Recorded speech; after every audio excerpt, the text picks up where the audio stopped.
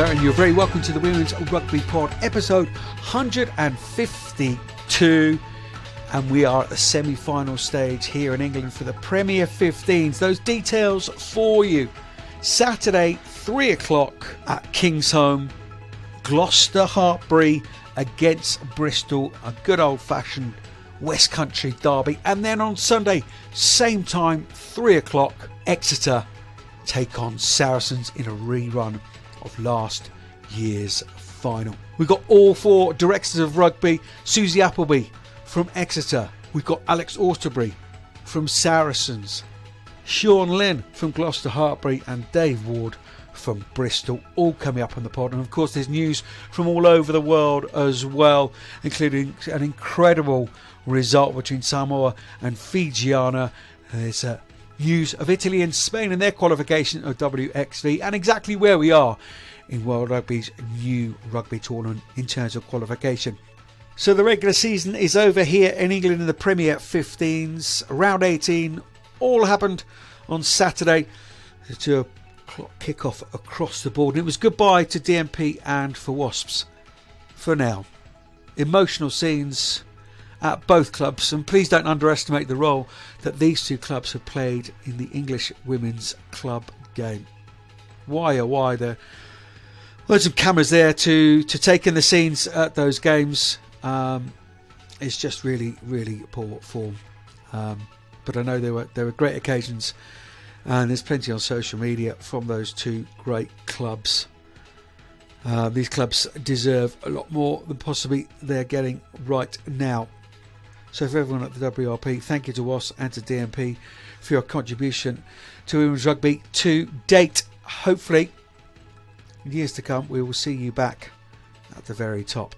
The DMP hosted Sale in the Battle of the Sharks. Sale winning 34-5. Wasps took their bow at Twyford Avenue like DMP. A raft of ex-players in attendance, losing to Bristol 22-41. Lark Davis with a hat-trick in that one. Gloucester-Hartpury, with top spots secured, hosted Exeter, wanted to hold on to second. Susie Appleby's side triumphed 58-19. Two sides were stacked full of internationals. Safe to say that Lynn went a little light on his selections. Saracens went to Frankers Gardens to face Loughborough Lightning. They did all they could to pick up a bonus point win, 33-21, leaving the champions in third. Bristol and Harkins played out an extraordinary 33-all draw. It was 7-21 at one stage. This meant that Worcester finished 6th, their highest ever finish in the Premiership. Yes, we know they won the league, but that was in a different guise, of course. Sale 7th, then Loughborough with only 5 wins, DMP 2, and Ross finished bottom of the pile. At the top end, Harlequins missed out on the players for the first time. Bristol ended up 7 points clear of Harlequins, but 13 off Saracens, who ended up with 15 wins, like Exeter, who were just a single point off Gloss, 79-78. So the Premier 15 semi-finals, let's just remind you, shape up like this. Saturday, 3 p.m, Kingsholm, which is the venue for the final, of course, in 2 weeks' time, the 24th of June, 3:30 for that final kickoff. But this Saturday, 3 o'clock, Gloucester-Hartpury host Bristol, and then on Sunday, same time, 3 o'clock, it's Exeter against Saracens. But without further ado, let's get into those semi-finals. All four coaches, as I say, coming up on the pod. But let's start with that first semi-final, Saturday, 3 o'clock, Kingsholm, Gloucester-Hartpury against Bristol. Let's get into the Gloucester camp now. It is a very warm welcome yet again to Lynn on the Women's Rugby Pod. Sean, how are you? Top of the league, but now it all starts for real.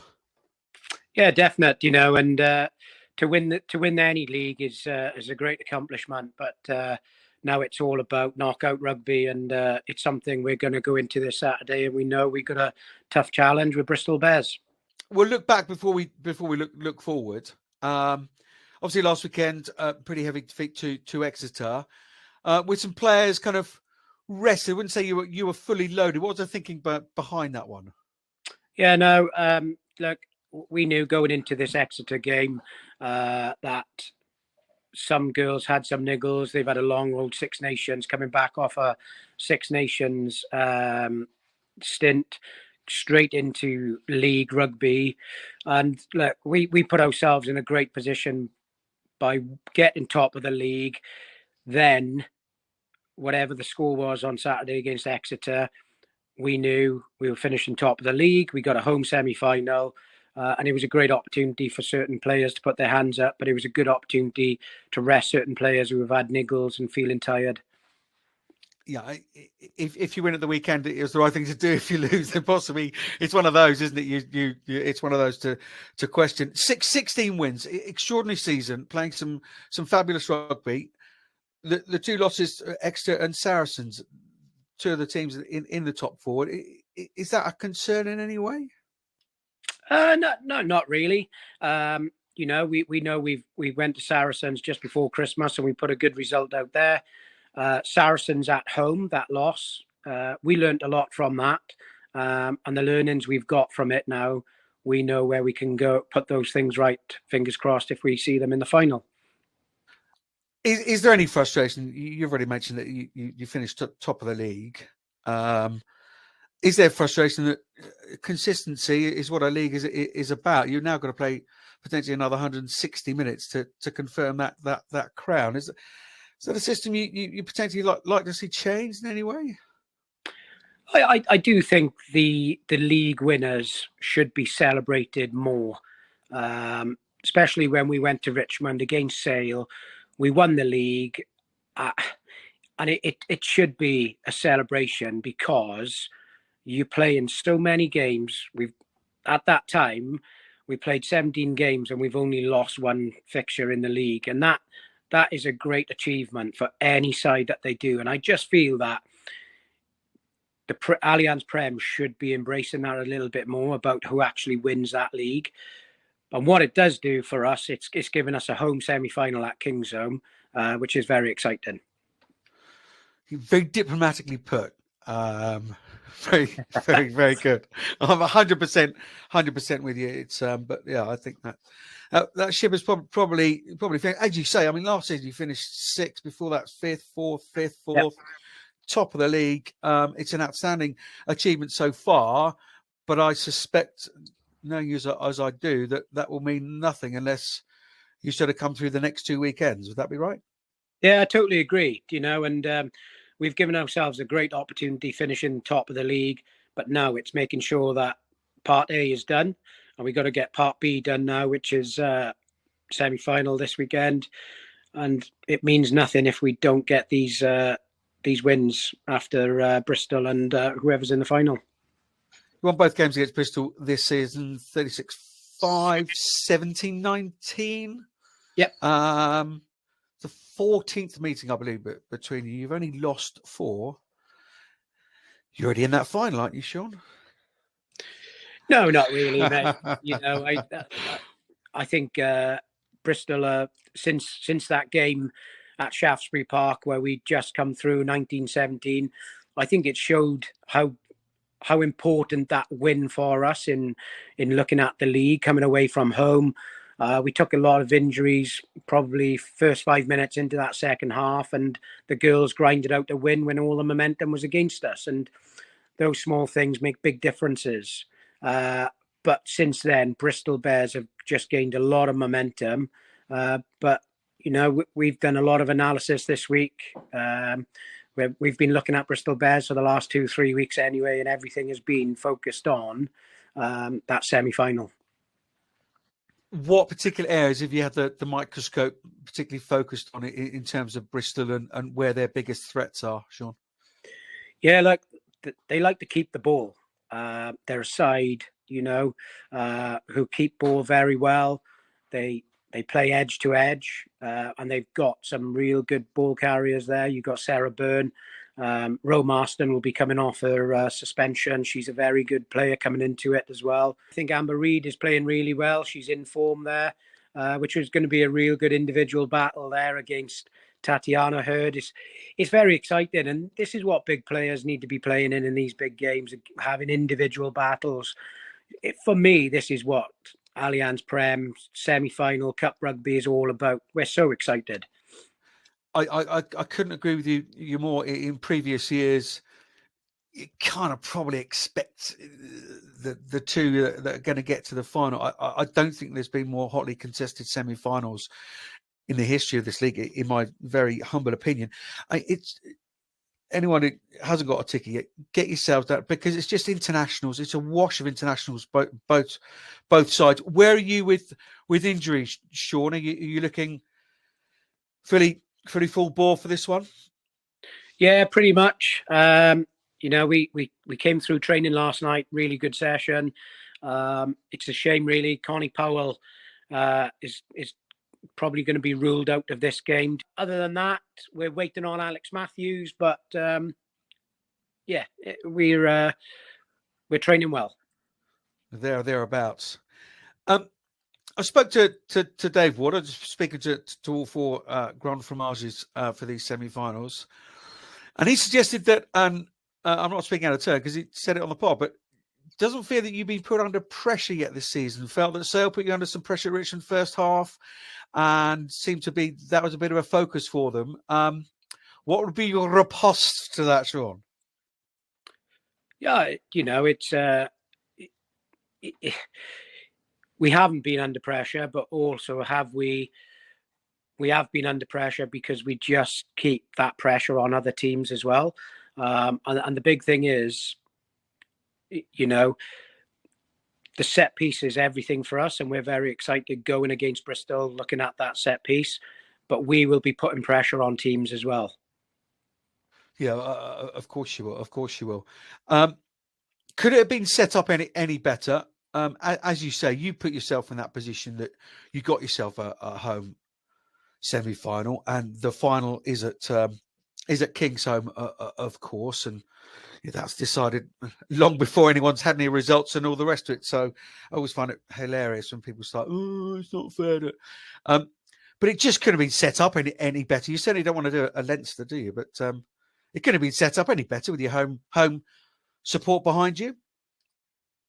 Oh, definitely. And as soon as it was all announced, the girls just thought, this has got to be our year and it's our opportunity. And the girls galvanised and pulled together, and they're a very happy squad, and they really enjoy playing at Kingsholm. So it's fingers crossed everything goes our way.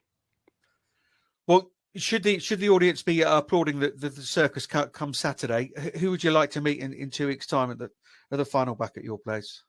Any preference?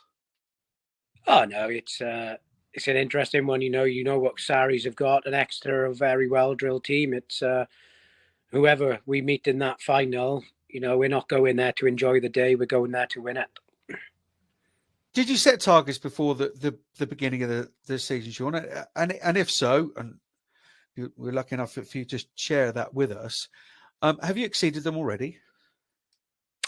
No, the target we set was top 4, and then we didn't set winning the league, so that's been exceeded. We wanted to get into that top 4, and we want to get into that final. So, yeah, we're going very well. You are indeed. Sean, we will leave it there. Busy old week, big week. Really, really appreciate your time. And whatever happens, do enjoy the weekend. And we will see you in a few weeks' time at the final.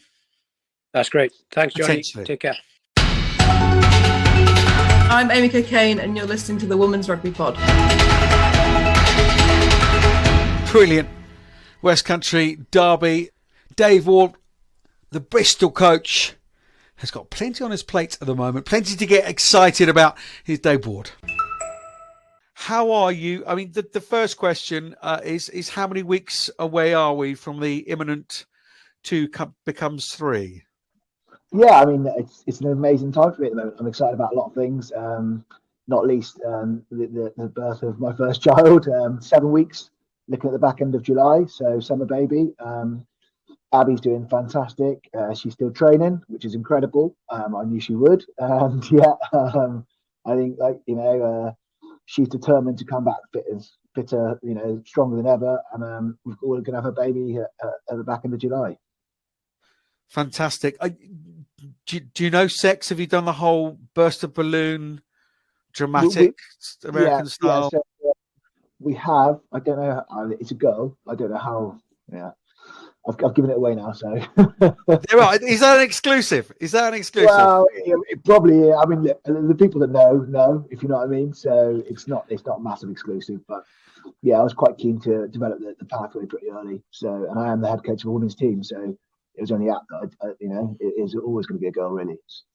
Yeah, no, great stuff. Look, David, great to have you on. As we say, we're just going to have a brief look back before we look ahead to some really, really exciting games at the weekend. You go into it pretty decent form. It was an emotional filled day down at Twyford Avenue, obviously for Wasps for various reasons. But you must be pleased with that result. Yeah, I think it was one of those games where we didn't underestimate Wasps. We knew it was coming, and they outperformed anything I've seen from them this season, which is credit to them. I thought they were fantastic on the day. I thought they were really spirited right to the end. As a coach, I was gutted they got the last try. As a fan of rugby, I was unbelievably, happy for them that they did, especially at the clubhouse end. And I think they absolutely deserved it on the day. And like I said, for us, it was a bit of a learning experience to go away from home to see that emotion, and one we'll certainly use heading into those semi-finals. But the result at the end of the day is what we needed. We needed to get a point. We got 5, and we head into the semi-finals hopefully with a bit of form. I would never deliberately lead down a path of saying things you don't want to say. But what about the performance particularly pleasing? Things you wanted to achieve from the game that you ticked off in your notebook or your clipboard? Yeah, I think the going back to basics at set piece and the adapting to what's going to happen. So Wasp showed us a load of different pitches we probably haven't seen before, we didn't expect. And the adaptation on the pitch of certain individuals, especially the young players, to then work around that was very good. And to then bring it all back to our, we ran what we call one of our maps late in the second half, and we got everything right. We scored up for Trafford, and I was like, that's exactly what we need to do. If in doubt, go back to basics. We ran a 5-phase map. It went to plan. Lark scored, and I was like, yeah, that's perfect. It's exactly what we needed to do, exactly at the right time. And that was the maturity of the group as well. Learning. It's only my second year, obviously, here. And so for me to see that was great. I mean, if we rewind a couple of weeks ago, it's fairly obvious that the top 4 teams have been sort of floating to the top for some time now. But you put a big old win against Exeter. How pleasing was that result? Can you take more from that game than you possibly can from the Wasp game? Oh, yeah, I think so. Again, no disrespect to Wasp, but Exeter are a top 4 side, and for us to get into the top 4, we had to beat one of those top 4 sides. We had Exeter and Saracens. So that was a huge weekend for us, obviously, with Quins going away to Gloucester and losing. So we were on the Saturday, Quins were on the Sunday. We had to double up on the pressure. So the pressure was enough. 1, performing first, and 2, against one of the best teams in the league. We did that. I thought we were good for our win as well. It wasn't a lucky win. We were good for it, certainly second half. And then, as I said, we could sort of sit back on the Sunday. Pressure was absolutely on Quins, and I think Gloucester probably had one of their performances of the season. And that kind of then solidified our position within that top 4, knowing full well we'd have to go to Wasp and get a result. Obviously, you knew that. No doubt the players have sort of known that. And the reason I bring up the Exeter game is, it's not like it wasn't a have to win game, but it was sort of in that category. We're now firmly in that category, aren't we? Semi-finals, potentially final, have to win. How impressed and how important is that mental side of getting yourself ready and delivering on what you wanted to deliver for potentially these next 2 games? Yeah, it's massive, Johnny, and it builds up through not just 1 season, 2 seasons, 3 seasons, but knowing that you've gone to places and done it before. We've gone to Gloucester and won. It's my second game in charge here at Bears. We went there in the 3rd and 4th place playoff in the Cup and won. Now, people were like, oh, it was the Cup. You all know the internationals were playing. It's still an experience for the players, some of which will be playing at the weekend, to go away from home against a very emotional team, a very proud team, and get the result. And like you say, it doesn't really matter how it comes this weekend. We just have to get the result and obviously try and force our way into that final. Some other teams that are in this top 4. I'm talking about Saracens. Time that runs nicely, and often you'll remember Wasp back in the day used to do nothing till Christmas and then go ahead and win the Premiership in the men's game. Momentum is key. You've been speaking about it the last few weeks. 1-8 of the last 9. How confident are you, and why are you so confident that momentum can continue against Gloucester-Hartpury? Yeah, I think I'm confident because the players that we've got, I know how hard they work, and I know the analysis they'll do on Gloucester, it's kind of a funny one because you don't, always as a percentage, what do you worry about the opposition in terms of how much you respect them, and then what do you obviously will focus on what we've been doing really well to get us here. We're going to focus very much on ourselves. And I know that's a very coaching cliche, but it has to be because that's what's got us here so far. We're consistently improving ourselves. We're consistently elevating each other. And I think it's massively important that we go and do that and give the best of a kind of ourselves on Saturday. I said to the girls, Saturday's not going to be a day for standing back and looking around and admiring the view. It's going to be going there and going forward and attacking them and getting at them and putting Gloucester under pressure. Because I don't think they've been under too much pressure this season because of the squad they've got. That's absolutely fine. They've done that. They've deserved it. They've had a fantastic season. But a couple of times they have been put under pressure, and you saw what a sale did to them at Richmond. It was quite funny in the first sort of 20, 25 minutes. It's not quite as free-flowing as it might have been had, like you watched the Quins games back. I've watched more of Gloucester than I've watched the us recently, and that's fine. That's my job to do that. But for the girls, it's just taking those little snippets and making sure, yes, we respect them. Actually, well, we just completely focus on us. I mean, the record isn't great against them. You mentioned that game, September 2021. That was the last time you beat them. Lost the last 3. Why's Saturday going to be any different? Good question. Look, we've got a game plan. I can't give too much away, Johnny, unfortunately. Of course. But look, we've got a game plan that we think, and I know, hopefully, that can upset them. We've got a set piece. Every rugby match, you've got to base yourself on a set piece. And again, they can go toe to toe with theirs, if not better. And we've got some backs that can really push theirs. I mean, if you look at the matchups throughout the game, I mean, I'm getting excited thinking about it already. And I'm the coach. I mean, imagine a neutral support headed down to Kingsholm. Across the board, you've got international versus international, sometimes in the same jerseys, sometimes not, which is sometimes even more spicy. Going after each other, and as I said, I can't wait for it. And as I said, I just hope that we go and do ourselves justice. We had a fantastic training session last night. We go after each other tonight in our contact session, and then Thursday will just be to cap it off to make sure we're ready and build that confidence into Saturday. Huge amounts of pressure, as we say. They have gone well this season. They've gone well the last few seasons. I think consistency probably is what they've got better this season at. They've certainly strengthened the squad. You're talking a lot about yourselves, and rightly so, and coach the team how you wish, but you must have looked at them as well. You've watched quite a few games, you say. What particular areas do you have to nullify, or what areas have particularly impressed you about Gloucester that you really need to be wary of come Saturday? Yeah, look, you can't really go past the second rows. Zoe Allcroft and Sam Monahan, probably two of the classiest operators in the game. Full stop, let alone just the Premiership. So we've got to make sure we look after that line out and scrum time. Again, that battle of Burner and Lark versus Kelsey and Maud is going to be that's not even to mention Simi or Gwen versus Delgado or Cecilia. Like I say, that type 5 battle is worth the admission alone.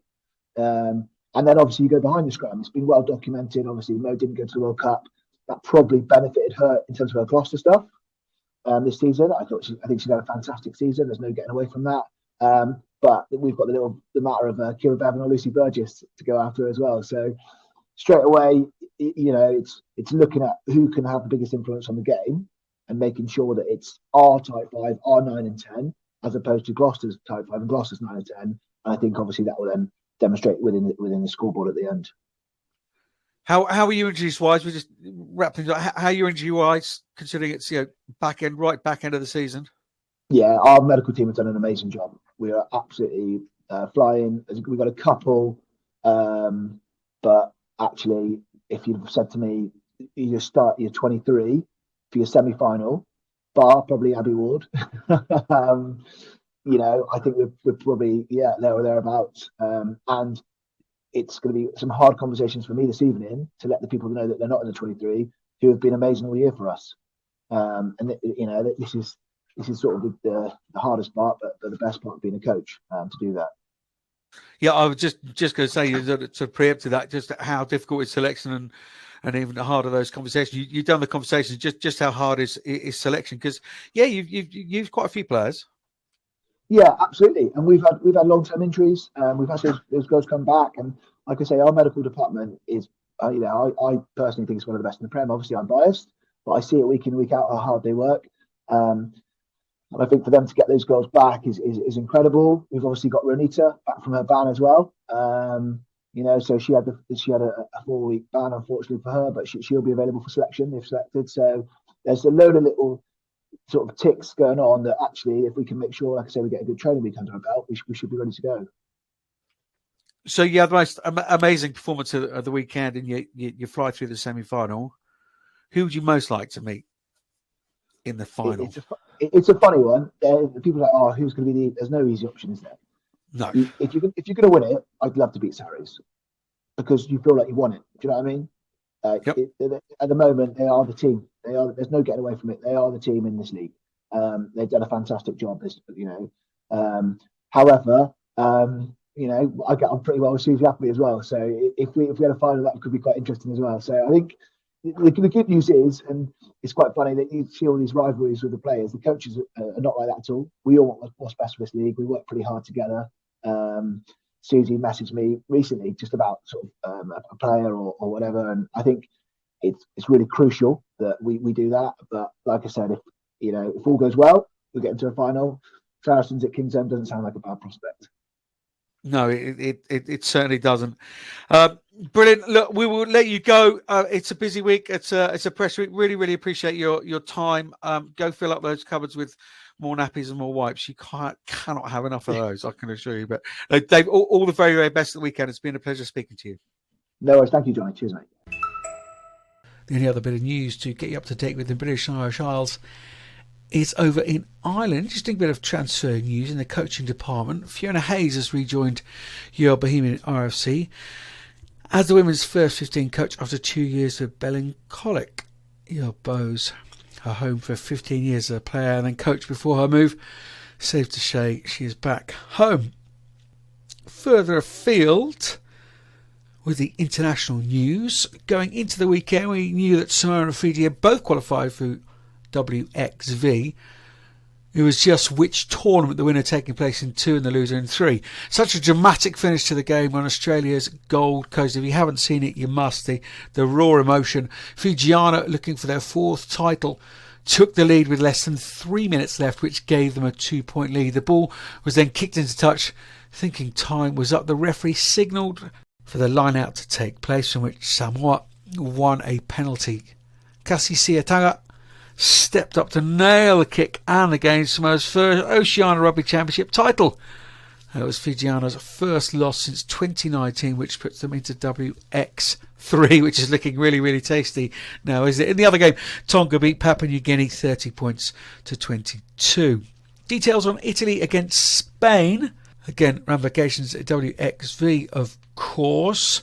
They'll go head-to-head and Piacenza on the 22nd of July when the European Nations contest a one-off playoff to determine which level of WXV they will compete in this October. The match, which will be played at Stadio Walter Baltrametti, pits European Women's Championship 2023 winners Spain against Italy, who finished, of course, 4th in the Six Nation. Whoever wins in Northern Italy will take their place in WXV2, and again the loser will go into 3. So where are we all with WXV? Let's just keep updating you as the pieces fall into place. WXV1 to be played in New Zealand has England, France and Wales. We know that then the top 3 sides from Pacific 4. South Africa will host WXV2, which has Scotland, South Africa, Samoa and Japan.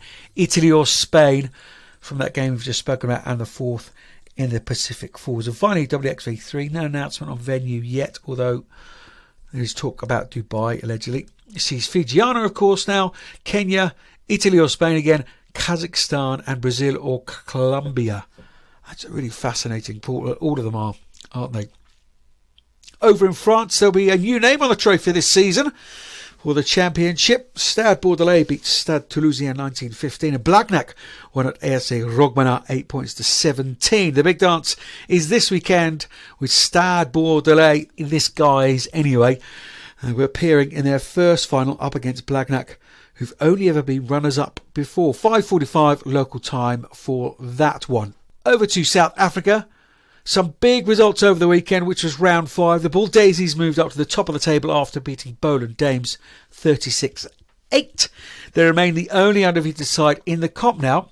It was the third versus first with Border Ladies taking on Western Forts in the Eastern Cape. The reigning champs outplaying WP to win 23-17. In the other game, EP Queens went down 15-29 to the Sharks. This week, the Golden Lions face Border Ladies, EP Queens go to Boland Dames, and Western Province host the Bulls Daisies. This is the Women's Rugby Pod. Let's turn our attention to the second semi-final. Sunday, 3 o'clock. It's Exeter against Saracens at Sandy Park. Promises to be a superb occasion. Well, let's get into the Exeter camp right now. Susie, Appleby, another big week.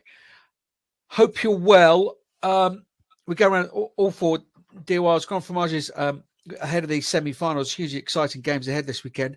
It's only your 75th Premiership game, Premier 15s game at the weekend, Susie. Can you quite believe you're there in that Final Four again? I didn't realise it was that many. It just seems to have flown.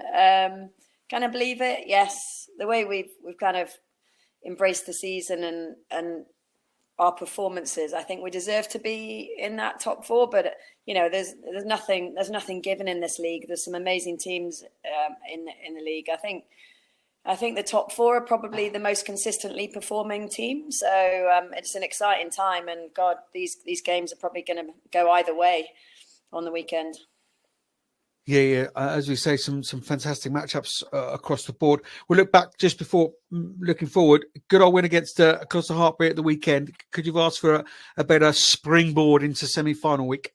No, that's just what we needed, Johnnie, because it had a couple of wobbles, not horrendous performances, but 2 away defeats, which were quite tough and not what we were used to. So it was good to get on the road and play against a good side, but to get a good win under our belts and a big confidence boost and some momentum going into a semi-final.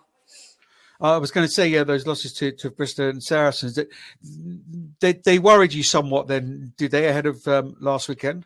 Well, it wasn't so much a worry. It was just the Bristol second half was a bit funny because we always score points within a half, and we just couldn't get over the try line or take points when they were on offer. So a little bit concerning. But then, Sarries away, you lose 29-22. That's not too bad, really. There were just moments within the game that we lost some control, which we haven't in previous weeks. But last week we went in against Gloucester. We went in with a real mindset on that physicality battle up front, and we were definitely able to dominate that. And we need to take that into Sarries because they're a big side, no matter who they select on the weekend, a big side, and there's going to be a big physical confrontation. So that's the main thing. There's been some slight adjustments, but, a bit of a reset last weekend, and we're all systems go for this one. It's real tit for tat between you and Saracens. You tend to win at yours. They tend to win at theirs. I mean, look, they haven't won at Sandy Park, whether that be cup or league. How much of a factor is the Sandy Park crowd going to be come the weekend? The Sandy Park crowd are huge. Yesterday I checked numbers and we'd sold 1,200 already, and that's without even considering the season ticket holders. So that's amazing. And people just love coming to Sandy Park, and we love having them there because the noise that they bring, the support they bring, and the girls can really feel it from the field. It's not that pleasant a place to go as an opposition team, so I hear. So, it's really good to get a home advantage. That said, Sarries they've won the league umpteen times, since it got going. They know how to win. They know how to win on the road. they're a big game team. So, as I said, semi-finals, all bets are off really, and we'll give it our best. They'll give it their best, and the better team will come out on the day, no doubt. This is a game of rugby, so physicality is always going to be top of the list of things to get right, even more so when it's Saracens, Exeter. You both pride yourself on that aspect of the game. What else do you have to get right, Susie, to get to a consecutive final? We've got to try and get to Holly Aitchison at 10 and try and stop what she does so very, very well, whether it's a run or kick game. Put pressure on her, and then you start to kind of stop the momentum that they can gain very, very quickly. So the physicality accompanied by, as I said, trying to get to Holly, but also make sure we get enough ball to be able to impose ourselves on the game. When we were up at the StoneX last time, we were running with less than 50% possession, and we're not used to that. We're used to be keeping hold of more ball and getting through multi-phase rugby, which is when Saris really struggle, or any team really struggles against us because of the way we play. So there's a few focuses on keeping the ball and being smart with it and moving them around the field, because it's going to be hot and they've got a big pack. So, without sharing any secrets, but I'm probably, not only speaking the obvious really. And then, as I said, try and stop Holly from playing, because she's world class, and she'll function. But her functioning comes with front foot ball. So that set piece is going to be absolutely critical as well. So it's multifaceted, I think, Johnny, is the answer to your question. Well, such is the complexity of not only coaching, but the way you both teams play. It's going to be absolutely fascinating. The last couple before I let you go, it's busy, pressured week. 43-21 last year. You don't need me to remind you. It was a painful day, or a great occasion for the women's game. Is there a whiff of revenge? Has that been spoken about? Is that a motivation? No, I think it was our first final, and I think we had a lot of emotional and physical investment in the semi-final and the game before. Those two battles against Bristol probably took a lot out of us, and we didn't. I think the first final thing, and no matter what you say, it was a first final, and our players had the first time in that arena. This is not a final. This is a semi-final. This is the next game that enables us to take that stage again, and we're very much focused on the fact that they're coming to Sandy Park. We're focusing on us rather than the occasion. I know that sounds a bit weird, but it's the next step. It's the momentum bit that we've already touched on. It's what we're able to impose upon the game, because if we get all those bits right, then we earn the right to go to a final. But we're not near a final yet. We're at a semi-final stage, so that's the big focus this week.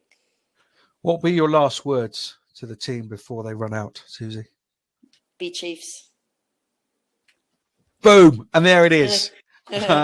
Susie, thank you so much. I know it's a really busy week, and I really appreciate you rearranging and what have you. Thank you so much. Enjoy the weekend. Lovely. Thanks, Johnny. Of course, these two met in the final last year. It's going to be another mouth-watering contest. There is nothing between these two sides in the 3 seasons they've been playing against each other. But it's the champions that everybody wants to beat. Let's hear how Alex Austerberry, their boss, is motivating the troops this year. Huge welcome to Alex Austerberry, the head honcho at Saracens. Alex, how are we? Big old week, isn't it? Some cracking semi-finals ahead this weekend. Yeah, Johnny, I'm very well, thank you. Hope you are well too. In terms of this weekend, and this week, absolutely fantastic. This is business end of the season. It's exactly where you want to be, and it really gets everyone excited and looking forward to what will be, 2 cracking semi-finals, and really, really delighted that we are part of it. Yeah, I'm sure. Let's just look back ever so slightly. Last weekend, had some win over Loughborough Lining at Franklin's Gardens. Obviously, their last game of the season and what have you. No doubt, plenty of emotion knocking around. Was it a pretty decent prep for an away semi-final? Yeah, absolutely. Loughborough play a brand of rugby which is pretty exciting. They look to challenge you in ways that we expect to be challenged going into this weekend as well. I think where they tested us a lot at the breakdown, which I think will be a real good learning for us going into this weekend, and ultimately as well, it was pretty physical. As have the games post Christmas, with it being post Six Nations, with it being Exeter, Bristol, Worcester, and Loughborough. We've had fantastic preparation. But to be fair, since January, we've been in a case where we're having to make sure that we're preparing, because we said we're behind the 8 ball a tad going into that block. So everything has been making sure that we're performing, and we've been having to win. So we've put ourselves in a real good position, and the Loughborough test was another one that just helped us fine tune in preparation for Sunday. But also, it wasn't just a case of a free hit out on a fine tune. We also needed to win, because we were obviously looking for that 5 points to see if we could capture that home semi-final. Indeed. That was your 12th win in a row, including beating the other top 3 sides. If winning this league with semi-finals and final is all about momentum, in the box seat, aren't you?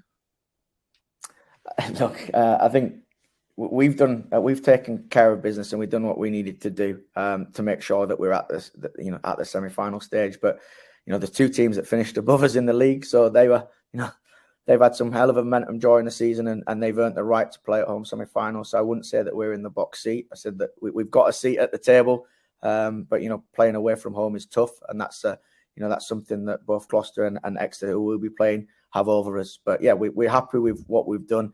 It's given us a great opportunity, and now it's a case of can we build on that? Can we be better and make sure that we go down to Sandy Park and get the result that will take us through?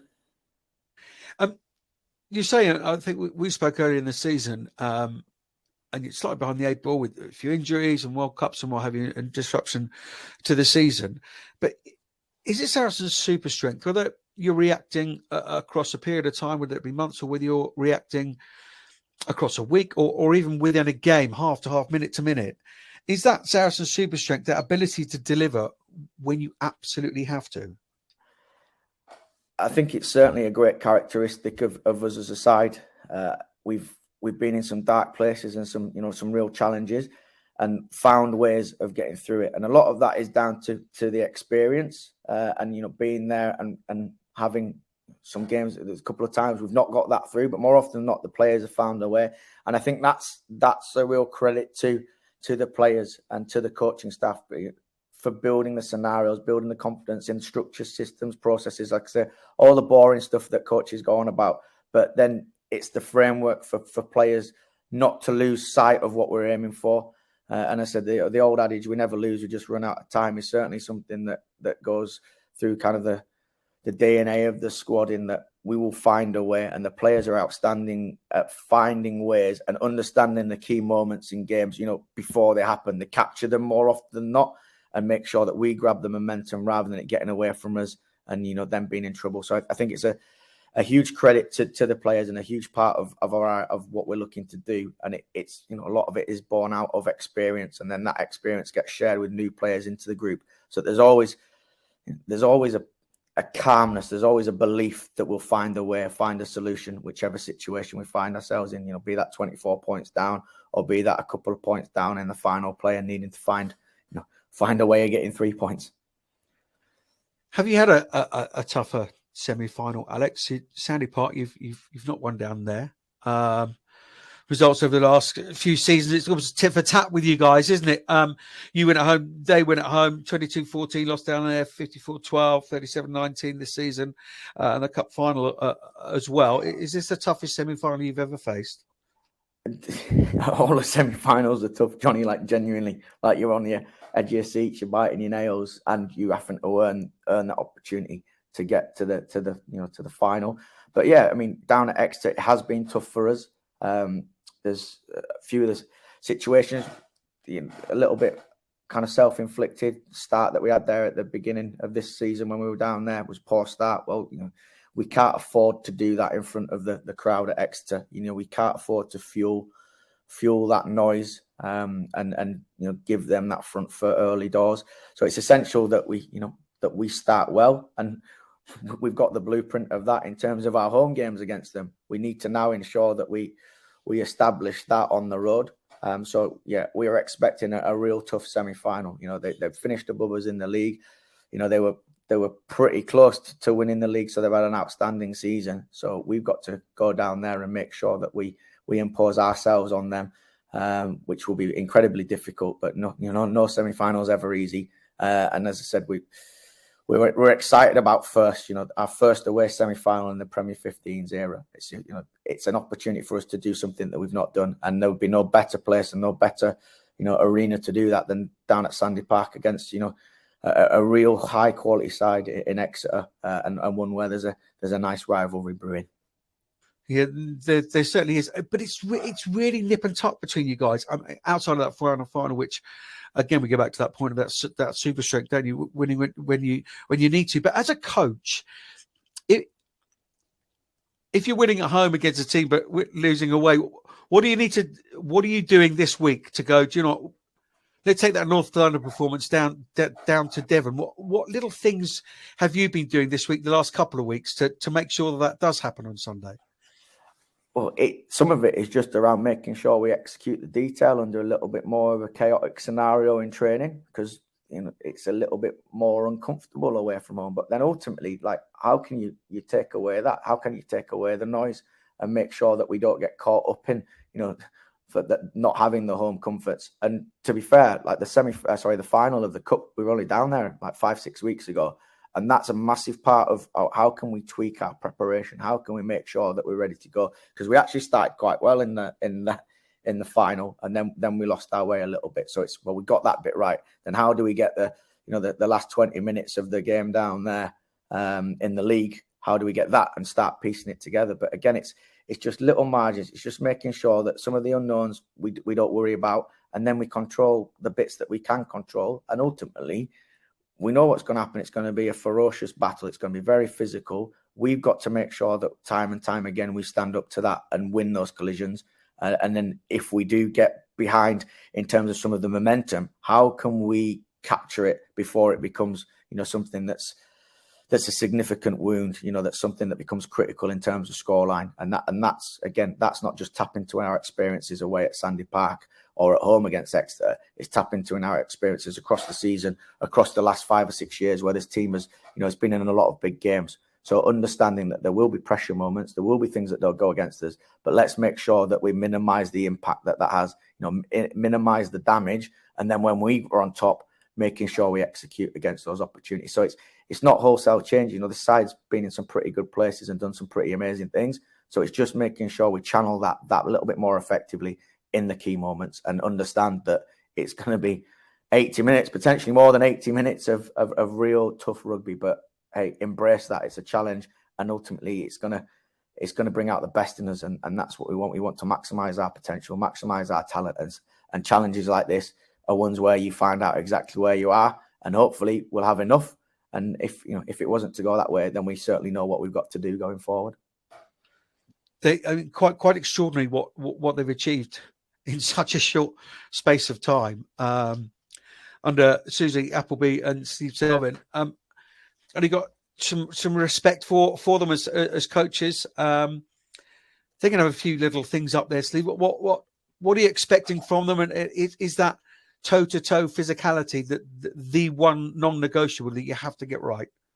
Yeah, first and foremost, credit to Steve and Susie. They've built a program over the last few years that's now one of the best in the league.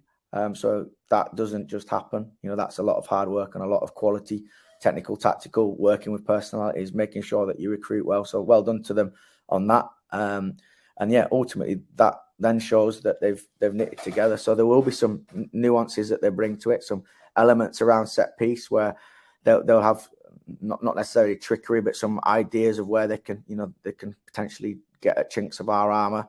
But yeah, I think again, we're overcomplicating it if we're going to move away from the physical battle. That the other bits around it, the way you're looking, we might have this move, we're looking to do this, or we're trying to manipulate them this way. Counts for nothing if you're not winning collisions, if you're not dictating, speed and quality of ball. We know that their breakdown work will be varied, and I think it will be a real challenging day for Charlie, the official. But they will come at us physically, but they'll have players off the back of that. They'll be bringing players in midfield, getting people on the ball in different ways. And we've watched a lot of footage, just as I'm sure they'll have watched a lot of footage on us. And we've played each other twice in the last 6 weeks. So it's we're pretty well versed with what the vast majority of things each side will do. But it's those little tweaks, those little upgrades for knockout rugby, the little things that we've not seen and they've not seen of us, that will be the like I said, the chess match that will be going on behind the real physical battle. So yeah, it'll be a test, not just for players, as I said, not just for medical and S&C staff, but also for us as coaches. How well have we prepped, and how well can we get in game, alterations? Can we see areas where that we've not looked at and they found a way? How quickly can we correct that, and vice versa? Can we find we didn't see that previously, but there is an opportunity there? So that will be the bit where the coaching staff earn their money, earn their keep. Yeah, absolutely. There isn't much to choose between the top four. So psychology plays a huge part in it. You've been there. I've just seen the celebrating mug and the tea towel and the tray. You've been here and won it multiple times. How difficult is it each year to keep motivating yourself, the team, to keep delivering and picking up titles? To be honest, that looks after itself, because the group of people that we have are unbelievably driven, unbelievably competitive. They'll have a fight over a chocolate bar, who can eat it the quickest, kind of thing. Anything gets turned into a competition. So that bit's relatively easy. When people come into the environment, we breed, we develop, we cultivate that, and also people are attracted to our environment for that. So we if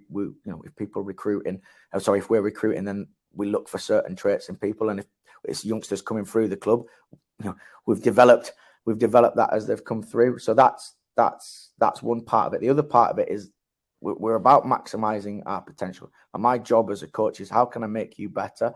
And that's the mindset of everyone. So therefore, last year was brilliant, but what's next? The Sunday night after the final is a good night, but we've already been preparing for the next season, and it's what is next. And what next is, how can we push our game forward? How can we develop ourselves individually to be better? And then ultimately, how can we just make sure that we don't miss this up, this moment in time where we've got a really talented group of players, a really talented group of people in and around the club. Like, let's maximize this rather than look back on it in a few years and think, we sold ourselves short there. And then in terms of my own personal motivation, I want to make sure that I do right for this group. Coaching is a privilege, whether it be, working at primary school with youngsters, or whether it be working at elite end. You're working with people who are putting their bodies on the line, investing themselves in something that's bigger than them. So the day that you lose motivation, you've already been in the job too long. And, I couldn't wish for a better job, a better gig. I say job, it's not, I get to run around, throw a ball, and work with a trusted group of friends and create some amazing memories. Might sound cliche, and people say, "Oh, well, just a spouted line." It really is. I love the environment here at Saracens. I love the people. Yeah, they can be challenging, but I wouldn't want to work with a different group. They're fantastic, and that is the motivation. It's, how can I help people, whether it be staff, whether it be players? How can I help us get to maximizing the potential and fulfilling the talent this group has? And that's pretty unique, and it gets me out of bed every morning with a bounce in my step. And the days where it might be, you might have a little bit of cold, or Bradford City get knocked out in the playoffs to Carlisle, there's someone there that picks you up, and that's what's special about rugby and team sport, isn't it?